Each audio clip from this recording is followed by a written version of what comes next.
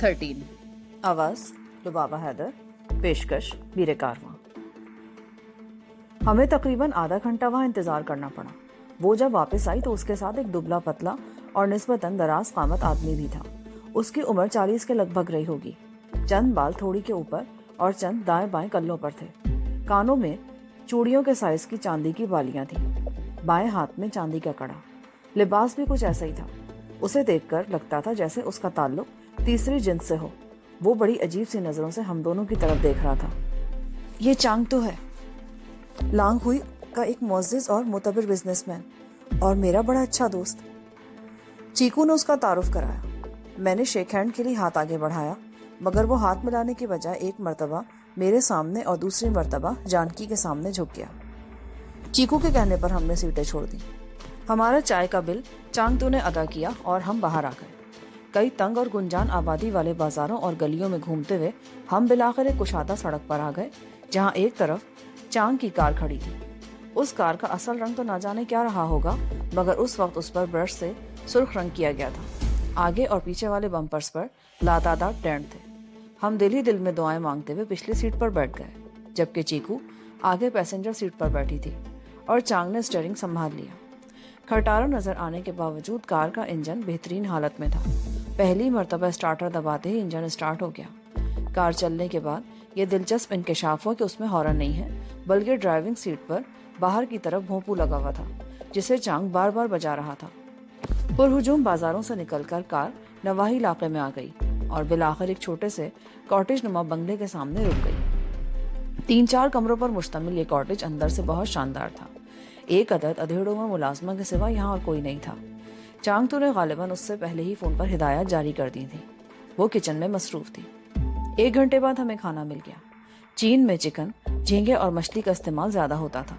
उनकी रोजमर्रा की खुराक में दूसरी चीजें भी ज्यादातर ऐसी ही थी, जिनकी तासीर गर्म थी, और चीन की बेहिसाब आबादी की असल वजह भी गालिबन उनकी खुराक ही थी।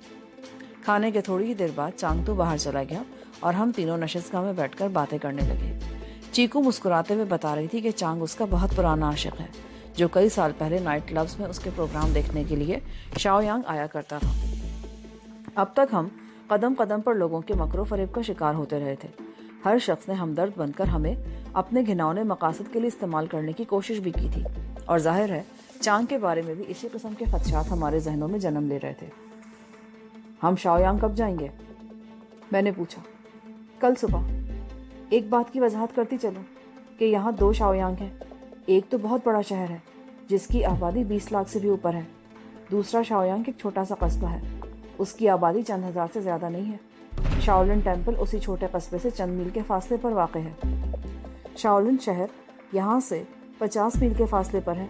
वहाँ जाने के लिए किसी भी वक्त बस मिल सकती है। शाओयांग कस्बा जनूब की तरफ तकरीबन 40 मील दूर है। वो रास्ता ठीक नहीं है।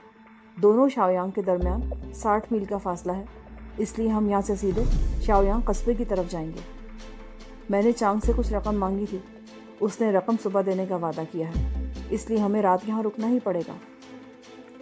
आखिरी अल्फाज कहते हुए उसके होंठों पर खफीफ सी मुस्कुराहट आ गई। मैंने और जानकी ने मायनेखेज निगाहों से एक दूसरे को देखा।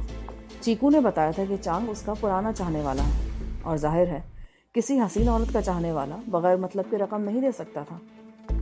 दिन भर हम उस बंगले में बंद रहे। बड़ी मुश्किल से हम यहाँ तक पहुंचे थे। मंजिल से थोड़ी ही दूर रह गए थे, और मैं नहीं चाहता था कि इस मौके पर कोई गड़बड़ हो जाए। चांग ने कुछ प्रोग्राम बना रखा था। रात के खाने के बाद वो चीकू को लेकर थिएटर गया। इखलाकन उसने हमसे भी पूछा, मगर हमारी तरफ से इनकार हो गया, और शायद वो भी यही चाहता था। उन दोनों की वापसी तकरीबन 1 बजे हुई। जानकी तो सो गई थी, लेकिन मैं जाग रहा था। चीकू ने हमारे कमरे में झांक कर देखा और फिर गायब हो गई। हम सुबह 8 बजे ही रवानगी के लिए तैयार हो गए थे। नाश्ते के बाद चांग ने मेरे सामने ही चीकू को कुछ करेंसी नोट दिए, जो उसने मुस्कुराते हुए शर्ट के नीचे गिरेबान में ठूंस लिए थे। बस बहुत ही खटारा थी। मुसाफिर बकरियों की तरह भरे हुए थे, और मजे की बात यह थी कि एक मुसाफिर के साथ एक अदद बकरी और एक औरत के पास 2 मुर्गियां भी थी। जानकी और चीकू एक सीट पर बैठ गई। मुझे जो सीट मिली उस पर खिड़की की तरफ एक भारी भरकम अधेड़ उम्र औरत बैठी हुई थी। सीट का ज्यादातर हिस्सा तो उसी ने घेर रखा था। मैं बमुश्किल किनारे पर टिका हुआ था। 40 मील का फासला 400 मील से कम साबित नहीं हुआ था, और ये फासला 3.5 घंटों में तय हुआ। एक तो सड़क कच्ची थी और फिर छोटी छोटी कई बस्तियां थी। बस हर बस्ती में रुक रही थी। हर स्टॉप पर कितनी देर तक रुकी रहती। एक स्टॉप पर तो ड्राइवर ही गायब हो गया। उसे आधे घंटे बाद बस्ती के एक झोंपड़े से निकाला गया, जहां वो एक बहुत मोटी औरत से इश्क लड़ाने की कोशिश कर रहा था। रास्ते में 2 मरतबा बस खराब भी हुई। तीसरी मरतबा शाओयांग से 2 मील दूर बस की कमानी टूट गई और ये 2 मील का फासला मुसाफिरों को पैदल तय करना पड़ा। शाओयांग ज्यादा बड़ा कस्बा नहीं था। उसकी आबादी भी 6-7 हजार से ज्यादा नहीं थी। वही पुराने तर्ज के तंग से बाजार और गलियां और बेतहाशा आबादी। यहाँ लातादाद भिक्षु भी नजर आ रहे थे। कुछ अजीबोगरीब हुलियों के लोग भी दिखाई दे रहे थे। बास के हुलिये तो ऐसे थे जिन्हें बिला तकल्लुफ 3rd रेट सड़क छाप गुंडे करार दिया जा सकता था। हम उस कस्बे में ज्यादा देर नहीं रुके। हमारी असल मंजिल यहाँ से 6-7 मील के अंदर पहाड़ियों में थी। 2 भिक्षु भी उसी तरफ जा रहे थे। वो भी हमारे साथ शामिल हो गए। इक्का दुक्का और लोग भी आते जाते दिखाई दे रहे थे। शाओलिन टेम्पल तक जाने के लिए कुशादा सड़क भी थी, लेकिन वो पहाड़ियों में चक्कर काटती हुई जाती थी, जिससे फासला बढ़ जाता था। वो दोनों भिक्षु हमें एक और रास्ते से लिए जा रहे थे। पहाड़ियों में तंग सी पगडंडी थी। उसके अलावा और भी बहुत से ऐसे रास्ते थे जिनसे पैदल चलने वालों के लिए फासला कम हो जाता था। पहाड़ियों में बल खाती हुई उस पगडंडी पर चलते हुए बिलाखिर हम दूसरी तरफ आ गए। मुझे सामने वो मंजिल दिखाई दे रही थी जिस तक पहुंचने के लिए इतने कठिन मराहिल से गुजरना पड़ा था।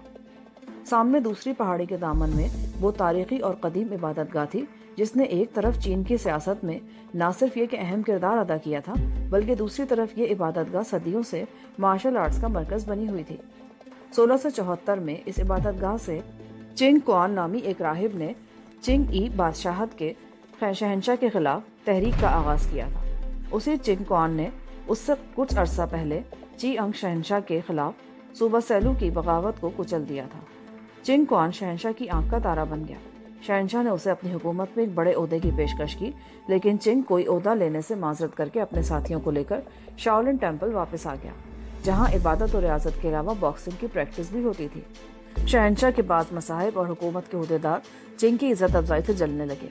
उन्होंने शहंशाह के कान भरने शुरू किए कि चिंग शहंशाह की कमजोरियों से आगाह हो चुका है। वो इबादत करने इबादतगाह वापस नहीं गया, बल्कि जंग की तैयारी करने गया है। वो मौका पाते ही हमला कर देगा और शहंशाह को कत्ल करके हुकूमत पर काबिज हो जाएगा। शहंशाह ने फौरन ही चिंग को कत्ल करने का हुक्म जारी कर दिया। एक फौजी दस्ते ने शाओलिन टेम्पल को घेरे में लेकर आग लगा दी। चिंग के 128 साथियों में से 110 उस आग में जलकर हलाक हो गए।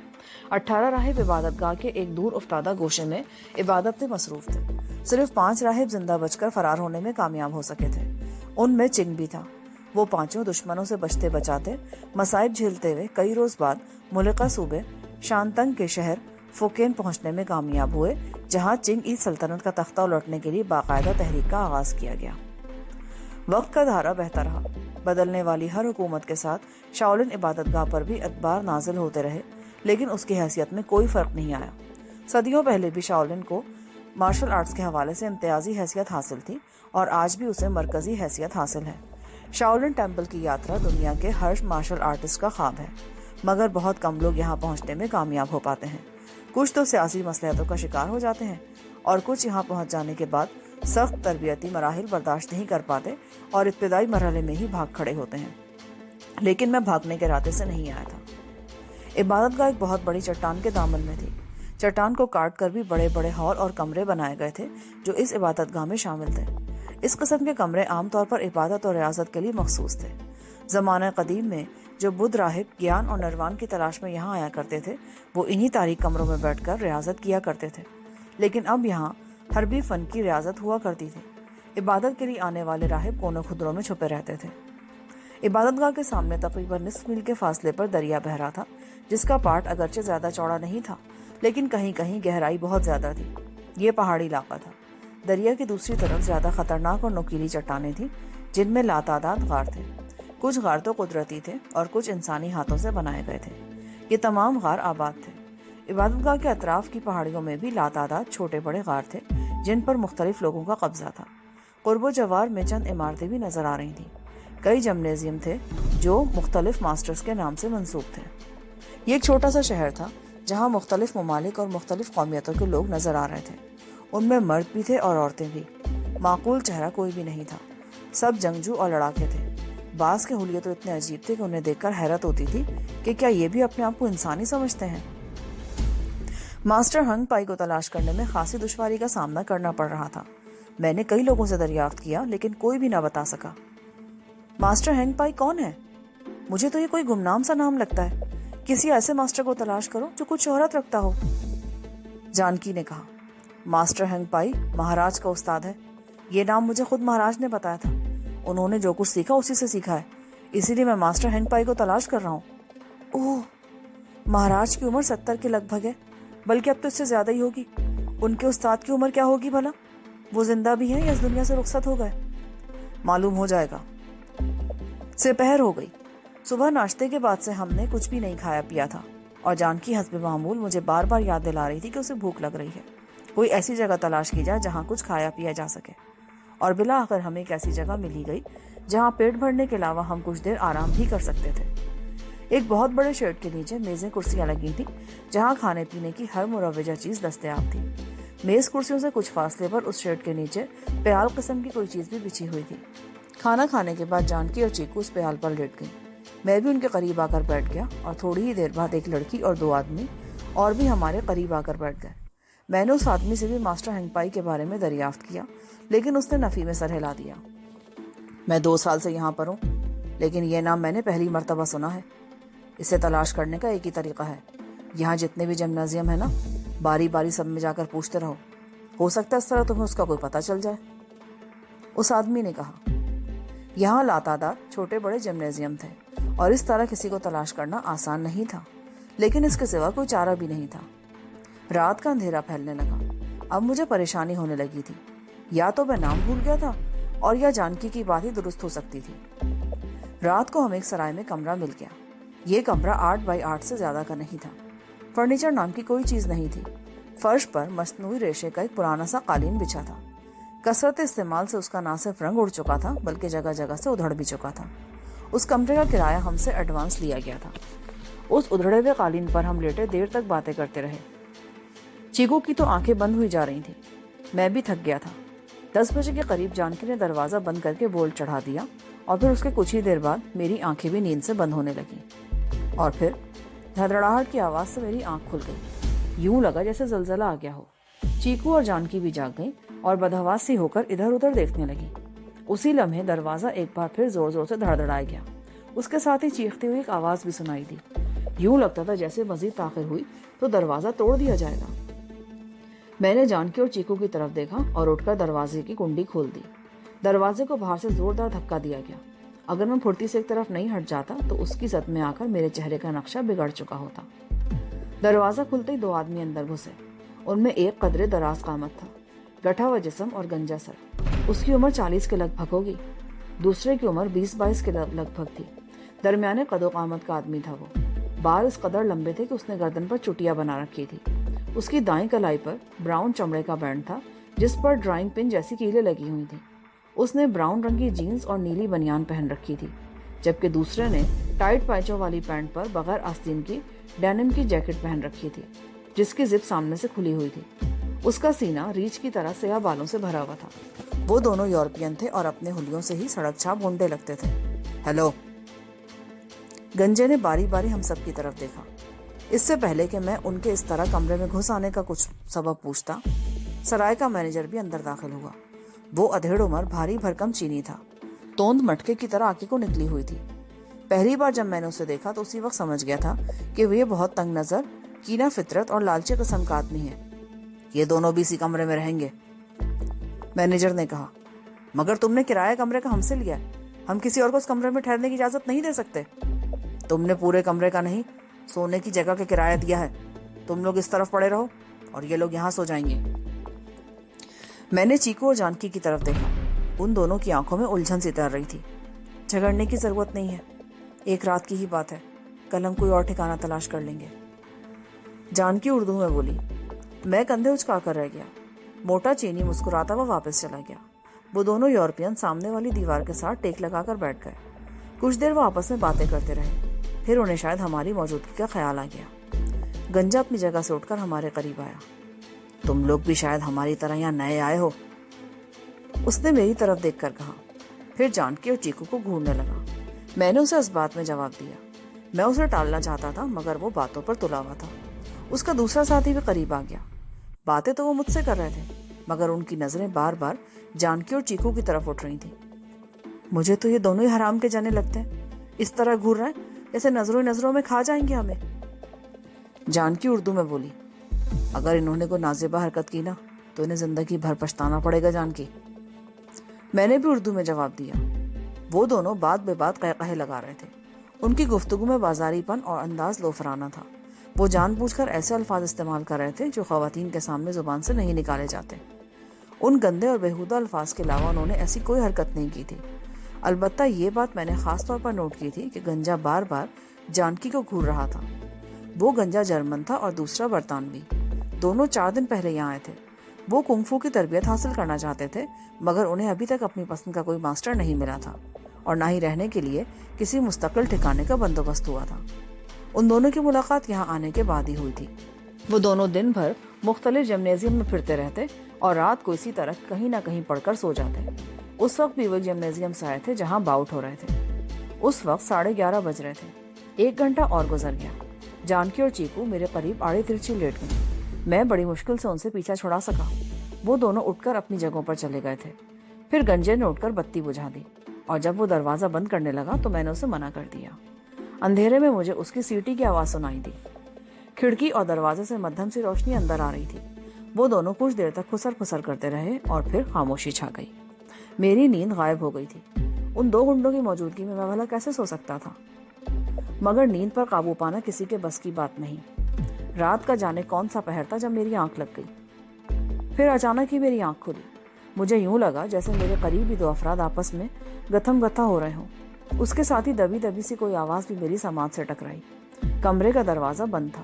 کھڑکی سے آنے والی مدھم سی روشنی میں وہ منظر میرے لیے بہت خوفناک تھا۔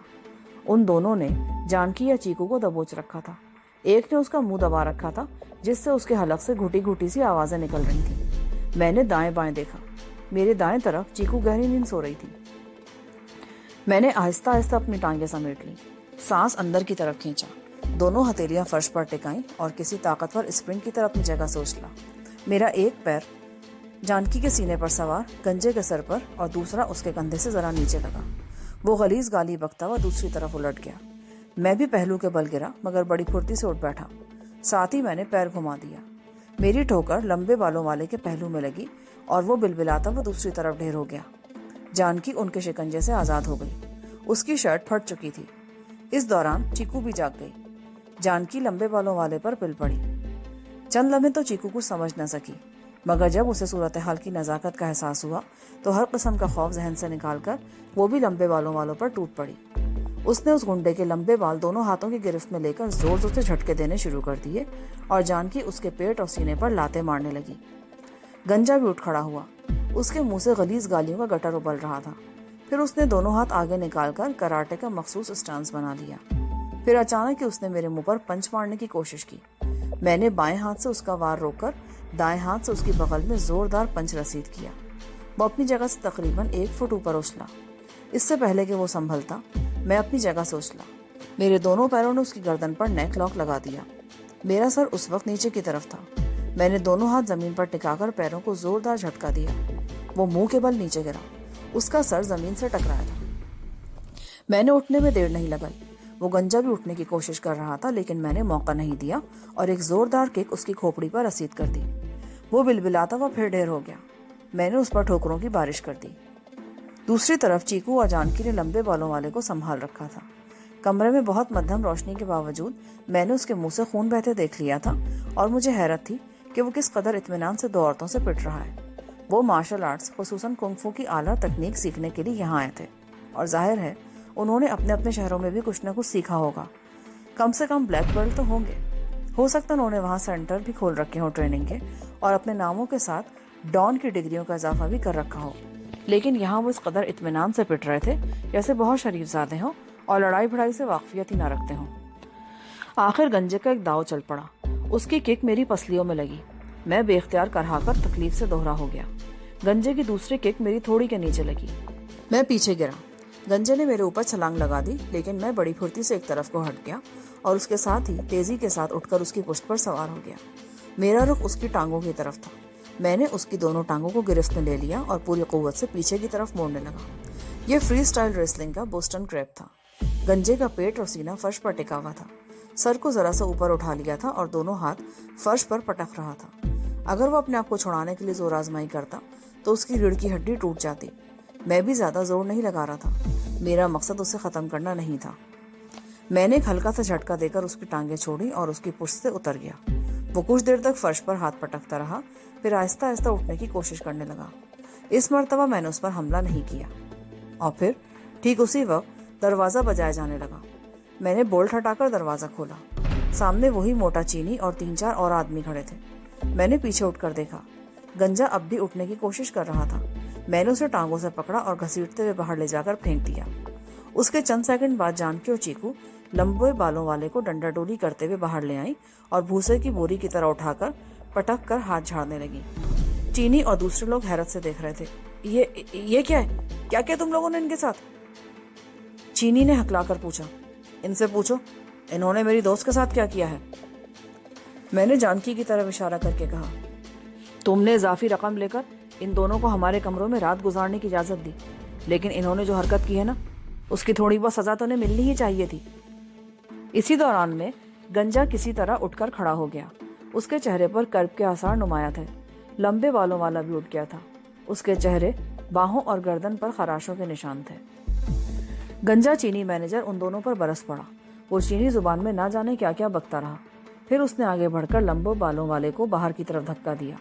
ان دونوں نے مڑ کر خوخار نظروں سے میری طرف دیکھا اور خطرناک نتائج کی دھمکیاں دیتے ہوئے چلے گئے۔ جانکی اور چیکو کمرے میں آ چکی تھی۔ میں نے اندر آ کر بتی جلائی اور دھڑ سے دروازہ بند کر دیا۔ ہم دیر تک بیٹھے صورتحال پر تبصرہ کرتے رہے اور آخر کار رات کے آخری پہر سو گئے۔ صبح 10 بجے کے قریب دروازہ بجانے سے میری آنکھ کھلی۔ میں نے اٹھ کر دروازہ کھولا۔ سرائے کا موٹا مالک چینی کھڑا تھا۔ اس نے بتایا کہ کمرے کا کرایہ پورا ہو چکا ہے، اس لیے اب ہمیں یہاں سے رخصت ہو جانا چاہیے۔ اگر ہم اگلی رات بھی یہاں گزارنا چاہتے ہیں تو کرایہ ایڈوانس ادا کر دیں، لیکن یہاں دوبارہ ہمارا آنے کا کوئی ارادہ نہیں تھا۔ اس کے 1 گھنٹے کے بعد ضروریات سے فارغ ہو کر اس سرائے سے ہم نکل رہے تھے۔ مجھے یقین تھا کہ آج میں ماسٹر ہینگ پائی کو تلاش کر لوں گا۔ اس کا طریقہ بھی میرے ذہن میں آ گیا تھا۔ تھوڑی دیر پہلے ہی اچانک مجھے خیال آیا تھا کہ ہو سکتا ہے ماسٹر ہینگ اپنے پروفیشن سے ریٹائر ہو چکا ہو اور نوجوان نسل اس کے بارے میں کچھ نہ جانتی ہو۔ مجھے کسی بوڑھے سے اس کے بارے میں پوچھنا چاہیے۔ اس سے معلوم ہو سکے گا کہ ماسٹر اپنے پیشے سے ریٹائر ہوا ہے یا اس دنیا سے ہی ریٹائر ہو گیا۔ سب سے پہلے ہم نے ایک جگہ پر ڈٹ کر ناشتہ کیا اور پھر کسی ایسے بوڑھے کی تلاش میں نکل کھڑے ہوئے جس سے کچھ معلوم کیا جا سکے۔ ایسا بوڑھا ہمیں تقریباً 1 گھنٹے بعد مل سکا۔ اس کی عمر 60 کے لگ بھگ تھی۔ میری پوری بات خاص کی سمجھ میں نہ آئی ہو، لیکن ماسٹر ہینگ پائی کے نام سے وہ سمجھ گیا کہ میں کیا چاہتا ہوں۔ اس نے دریا کے پار پہاڑیوں کی طرف اشارہ کیا۔ منگ شول جمنیزیم چلے جاؤ، وہاں سے تمہیں پتہ چل جائے گا کہ ماسٹر ہینگ پائی سے کہاں ملاقات ہو سکتی ہے۔ ہم دریا پر آ گئے۔ دریا پار کرنے کا صرف ایک ہی ذریعہ تھا، رسوں کا پل، جس کے نچلے حصے میں لکڑی کے تختے لگے ہوئے تھے۔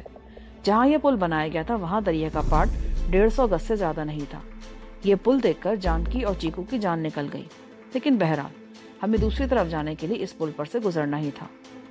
پل ہوا سے ہل رہا تھا۔ جانکی اور چیکو سائیڈوں کے رستے پکڑ کر چل رہی تھیں۔ ایک بار پل ذرا زور سے ہلا تو ان کے منہ سے ہلکی سی چیخ نکل گئی۔ دریا کے دوسری طرف منگ شول جمنیزیم تلاش کرنے میں ہمیں زیادہ دشواری پیش نہیں آئی۔ پہاڑیوں میں غاروں کے قریب لکڑی کے تختوں سے بنا ہوا ایک بہت بڑا شیڈ تھا جسے مختلف حصوں میں تقسیم کر دیا گیا تھا۔ ایک حصے میں ایکسرسائز کے لیے کچھ مشینیں تھیں، دوسرے میں باکسنگ کا رنگ اور ایک حصے میں مارشل آرٹس کی فائٹ کے لیے گول دائرے کی صورت میں رنگ بنا تھا۔ باقی حصے بھی مختلف کاموں کے لیے مخصوص تھے۔ ہر حصے میں کچھ نہ کچھ لوگ ضرور نظر آ رہے تھے۔ ہماری ملاقات یہاں ماسٹر لیشیان سے ہوئی۔ اس کی عمر 40 کے لگ بھگ ہوگی۔ دراز قامت، گٹھا ہوا جسم اور آنکھوں میں ذہانت کی چمک۔ وہ ہمیں اپنے دفتر لے گیا۔ وہاں ایک پرانی سی آفس ٹیبل اور اس کے سامنے لکڑی کی چند کرسیاں رکھی تھیں۔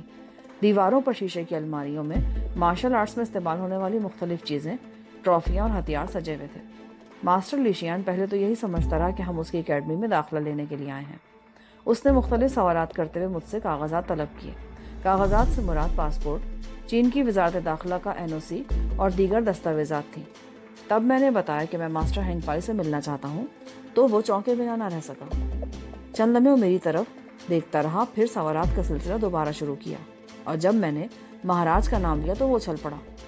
تمہاری مراد مہاراج وانگ وانگ یہاں سے ہے؟ تمہارا مطلب ہے کہ تم بینکاک سے آئے ہو؟ ہاں، میں اسی لیے ماسٹر ہینگ پائی سے ملنا چاہتا ہوں۔ یہ دونوں بھی تمہارے ساتھ بینکاک سے آئی ہیں؟ جانکی تو بینکاک سے آئی ہے اور چیکو کا تعلق چین سے ہی ہے۔ ڈانگکو سے آتے ہوئے ڈاکو نے ہماری وین پر حملہ کر دیا تھا، جس میں 2 آدمی اور اس کی کزن ماری گئی۔ ڈاکو سب کچھ لوٹ کر لے گئے۔ ہم بڑی مشکل سے ان کے شکنجے سے نکلنے میں کامیاب ہو سکے تھے۔ اگر یہ ہمارے ساتھ نہ ہوتی نا تو ہم یہاں تک پہنچنے میں کبھی کامیاب نہیں ہوتے۔ چیکو ایک معروف رقاصہ ہے، ڈاکو اسے پہچانتے ہیں۔ یہ ان کے خوف سے اپنے گھر جانے کو تیار نہیں ہے۔ اس کا خیال ہے کہ ڈاکو سے نقصان پہنچانے کی کوشش کریں گے، اسی لیے یہ ہمارے ساتھ آ گئی ہے۔ ماسٹر لیشیان اب بھی باری باری گہری نظروں سے ہم تینوں کی طرف دیکھ رہا تھا۔ اس کی نظریں بار بار جانکی کے پھٹے ہوئے لباس کی طرف اٹھ رہی تھیں۔ پھر وہ میری طرف دیکھتے ہوئے بولا، اگر میں غلط نہیں سمجھ رہا تو گزشتہ رات ووہان کی سرائے میں ان 2 یورپین لڑکوں سے تمہارا ہی جھگڑا ہوا تھا۔ اس بار چونکنے کی باری میری تھی۔ تمہیں کیسے پتا چلا ماسٹر؟ یہ بڑی چھوٹی جگہ ہے، یہاں کوئی بات چھپی نہیں رہ سکتی۔ یوں سمجھ لو کہ کوئی معمولی سی بات بھی ہو نا تو اسے پر لگ جاتے ہیں۔ غلطی انہی کی تھی ماسٹر، میں نے کہا اور اسے تفصیل سے بتانے لگا۔ یہ یورپین لوگ بڑے بدماش ہوتے ہیں۔ ماسٹر نے ساری بات سننے کے بعد کہا، یہ لوگ اپنے شہروں میں بھی بدماشیاں کرتے ہیں اور یہاں کر بھی ایسی حرکتوں سے باز نہیں آتے۔ یہاں کسی نام نہاد اکیڈمی سے سرٹیفکیٹ حاصل کر کے واپس چلے جاتے ہیں اور اپنے شہروں میں شاولن ٹیمپل کا روپ جھاڑتے پھرتے ہیں۔ شاولن ٹیمپل پتھروں کی بنی عمارت کا نام نہیں، یہ تو ایک اکیڈمی ہے، مارشل آرٹس کی ایک مکمل تاریخ ہے۔ لوگ دور دراز سے اس فن کی تربیت حاصل کرنے آتے ہیں، برسوں یہاں پڑے رہتے ہیں، ماسٹرز کی مار سہتے ہیں، دکھ اٹھاتے ہیں، تب کہیں فن کے اس سمندر سے ایک قطرہ حاصل کرنے میں کامیاب ہو پاتے ہیں۔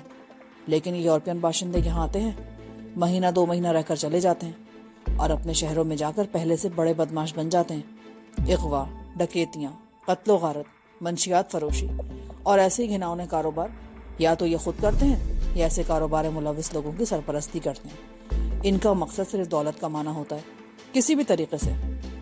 یہ فن دولت کمانے کے لیے نہیں ہے، نہ ہی بدماشی اور غنڈہ گردی کے فروغ کے لیے ہے۔ یہ آرٹ تو اخلاقی قدروں کا محافظ ہے، برائیوں کے سامنے بند باندھنے کے لیے ہے۔ لیکن یہ جان کر دکھ ہوتا ہے کہ یورپ میں اس فن کو برائیوں کے فروغ کے لیے استعمال کیا جا رہا ہے۔ بہرحال تم لوگ بیٹھو، میں ماسٹر ہینگ پائی سے بات کرتا ہوں۔ وہ دفتر سے نکل کر شیڈ سے باہر چلا گیا۔ ہم اسے دفتر کی کھڑکی سے دیکھتے رہے۔ وہ سامنے والی چٹان پر چڑھ کر ایک غار میں داخل ہوا۔ غار کے دہانے پر پتھر اس طرح چنے ہوئے تھے کہ خوبصورت محراب سی بن گئی تھی۔ اس میں لکڑی کے تختوں کا دروازہ بھی لگا تھا۔ لیشیان اس دروازے میں غائب ہو گیا۔ اس کی واپسی تقریباً آدھے گھنٹے بعد ہوئی۔ وہ ہمیں اس چٹان والی محراب میں لے گیا۔ اندر سے یہ غار بہت بڑا تھا اور مختلف حصوں میں تقسیم تھا۔ ماسٹر لیشیان ہمیں ایک بہت بڑے کمرے میں لے گیا، جہاں ایک چبوترے پر گوتم بدھ کا مجسمہ فاسٹنگ بدھا رکھا تھا۔ پتھر کا یہ مجسمہ بڑی نفاست سے تراشا گیا تھا۔ بدھا والے چبوترے کے سامنے ذرا بائیں طرف پتھر کی چوکی پر ایک آدمی آلتی پالتی مارے بیٹھا تھا۔ اس کے جسم پر بھکشوؤں والی پیلی چادر تھی، کمر بالکل سیدھی اور سر انڈے کے چھلکے کی طرح صاف تھا، جو ٹیوب لائٹ کی نقرئی روشنی میں چمک رہا تھا۔ میرا خیال تھا وہ کوئی جوان آدمی ہے جو اس طرح بالکل سیدھا بیٹھا ہوا ہے۔ ماسٹر نے قریب پہنچ کر سرگوشی میں کچھ کہا اور جب پتھر کی چوکی پر بیٹھا ہوا شخص ہماری طرف گھوما تو میں اچھل پڑا۔ اس کے چہرے پر مکڑیوں کا جالا سا بنا ہوا تھا۔ اگر میں کوشش بھی کرتا تو جھریاں نہیں گن سکتا تھا۔ وہ ماسٹر ہینگ پائی تھا۔ میرے اندازے کے مطابق اس کی عمر 85 اور 90 کے درمیان ہوگی، مگر وہ جس طرح سیدھا بیٹھا ہوا تھا اس پر مجھے شدید حیرت ہو رہی تھی۔ میں نے اسے فوراً بو کیا۔ ماسٹر لیشیان بھی اس کے سامنے دونوں ہاتھ باندھے سر جھکائے کھڑا تھا۔ ماسٹر ہینگ پائی نے دایاں ہاتھ آشیرواد کے انداز میں اٹھا دیا۔ لیشیان نے مجھے اشارہ کیا اور میں اس کے ساتھ ہی بوڑھے کے سامنے دوزانوں ہو کر بیٹھ گیا۔ جانکی اور چیکو ہمارے پیچھے 2 قدم کے فاصلے پر بیٹھ گئی تھیں۔ ماسٹر ہینگ پائی کی آنکھیں میرے چہرے پر مرکوز تھیں۔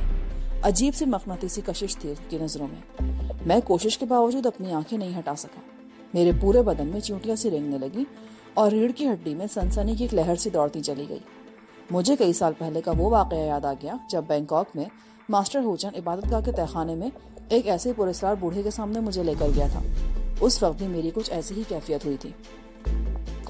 ہم دونوں ایک دوسرے کی آنکھوں میں جھانک رہے تھے۔ ایک لمحے کو ماسٹر ہینگ پائی کی آنکھوں میں بے پناہ سرد مہری نظر آئی۔ میں جھرجھری لے کر رہ گیا۔ مگر میری نظر اس کے چہرے پر سے نہیں ہٹی۔ ماسٹر کی آنکھوں میں بتدریج نرمی آتی چلی گئی اور پھر اس کے ہونٹوں پر خفیف سی مسکراہٹ آ گئی۔ اس نے ایک بار پھر آشیرواد دینے والے انداز میں ہاتھ اٹھا دیا تھا۔ کہاں رہ گئے تھے؟ تمہیں تو 2.5 مہینے پہلے یہاں پہنچ جانا چاہیے تھا، ماسٹر ہینگ پائی نے کہا۔ یہاں پر پارٹ 13 کا اختتام ہوتا ہے۔ آگے کہانی سننے کے لیے پارٹ 14 سماعت فرمائیں۔